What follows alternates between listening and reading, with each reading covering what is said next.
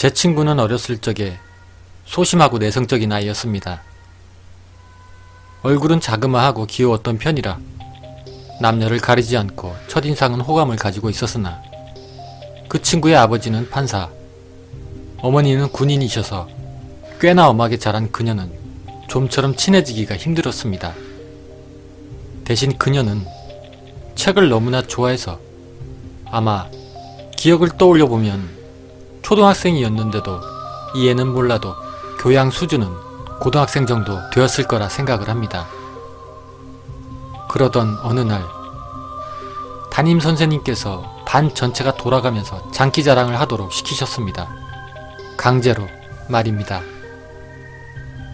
모두 하루에 5-6명씩 장기자랑을 했고 비록 강제였지만 다들 미친듯이 준비를 했습니다.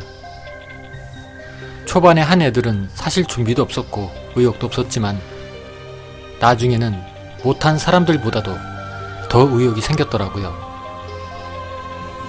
하지만 일부 그 아이와 친한 아이들은 걱정을 했습니다.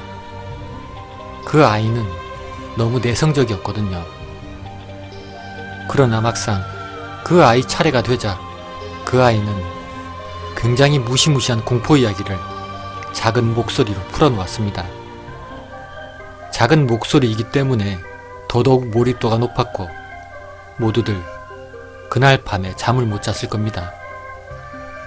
며칠이 지나도록 그 이야기가 희자되었고 일부 아이들도 무서운 이야기를 했지만 장기자랑 투표에서는 의외로 춤이나 노래를 부른 아이가 아닌 바로 그 친구가 되었습니다. 그리고 그녀는 종종 아이들의 요청과 담임 선생님의 허락으로 무서운 이야기들을 풀어놓으며 그녀 자신의 소심함도 그리고 친구들의 우정도 모두 좋은 쪽으로 발전시켜 나갔죠. 반이 바뀌고 해가 흘러도 여전히 그녀는 공포 이야기로 인기가 있었습니다. 그녀가 여중에 가고 여고에 가고 남중 남고 틀이었던 저에게는 몇 안 되는 친구로서의 여성이었습니다. 게다가 그즈음 저는 오컬트 쪽으로 기연을 얻어서 한창 뭔지도 모르고 타로를 배우던 터라 그녀의 한창 성숙된 공포 이야기가 새롭게 다가왔죠. 그런데 제가 고3쯤 그녀는 공포 이야기를 그만두었습니다. 그리고 연락도 끊었죠. 그녀는 어찌 보면 특이한 특기였던 그녀만의 장기를 버렸습니다. 어떻게 보면 좋은 일이었지만 어떻게 보면 연락도 안 돼서 무척이나 아쉬웠습니다. 그리고 제가 재수 후 대학에 붙자 고3 때 이후 연락이 없던 그녀는 저에게 상담을 해왔습니다.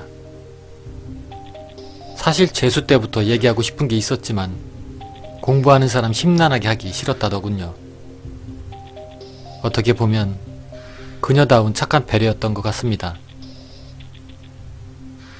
전 재수학원 시절 상담을 핑계로 고백을 받은 적이 있어서 지금 생각하면 우습지만 그땐 별의별 생각이 다 들면서 마음이 두근거렸습니다. 그러나 그녀가 꺼낸 얘기는 몇 년째 잠을 자지 못한다는 이야기였습니다. 꿈속에서 누군가가 자꾸 죽는다는 이야기. 그리고 그건 초등학교 때 처음으로 했던 공포 이야기 속. 전 심리학적인 부분으로 풀 수 있을 거라 생각을 했지만 그녀가 서슴없이 보여주는 목과 쇄골 쪽의 상처를 보고 깨달았습니다. 이미 그런 건 무용지물이란 걸 말이죠. 오컬트라는 것도 굉장히 이상한 취미였기에 현재 음악 프로듀서 쪽으로 이름이 나 있고 그리고 또한 제 스승인 지인 누나께 도움을 요청했습니다. 현재는 그만두었지만 퇴마 쪽에서도 알아주던 사람이었던지라 바로 해결 방법을 제시해 주시더라고요. 그래서 전 그녀에게 과외로 번 돈의 일부를 탈탈 털어 켈틱 드래곤 타로를 사주었습니다. 사실 어느 타로라도 상관없었고 타로가 아니어도 되었지만 전 굉장히 무게 있는 말투로 잠을 잘 때 곁에 두고 자라고 주었습니다. 그리고 시나몬 스틱도 한 통 놓아주면서 자기 전 30분 정도 물고 있으라고 얘기를 해주었습니다.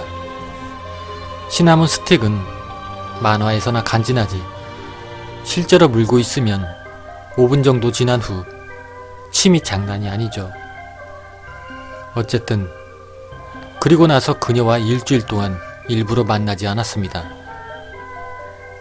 그로부터 일주일 후 집안 사정으로 연락하지 못했다는 핑계와 함께 그녀와 만났을 때는 모든 게 해결되었더라고요. 처음 며칠간은 여전히 악몽에 시달렸지만 나중에는 타로와 시나몬 스틱 덕인지 악몽을 꾸지 않게 되었다고 했습니다. 나중에 그 해결책을 제시해 주었던 누나에게 물어보니 퇴마적인 요소는 없었습니다. 모든 걸 심리학으로 해결하셨더라고요. 악몽도 어린 시절의 이야기에 대한 무의식의 반영이라며 플라시보 효과를 동원했을 뿐이었다고 했습니다. 흔히 언급되는 사례 중에서 실제 귀신에 의한 사례는 0.0001%에 불과하다고요. 논리와 이성으로 거의 다 해결이 된다고 하더군요. 사실 퇴마 요소가 있었다면 더욱 큰일이었겠죠. 그리고 더불어서 세상의 귀신은 자기가 지어낸 만큼 생기는 거라고 했습니다. 자신의 주위에 말이죠. 그건 실제로가 아니라 자신의 무의식 속의 말입니다.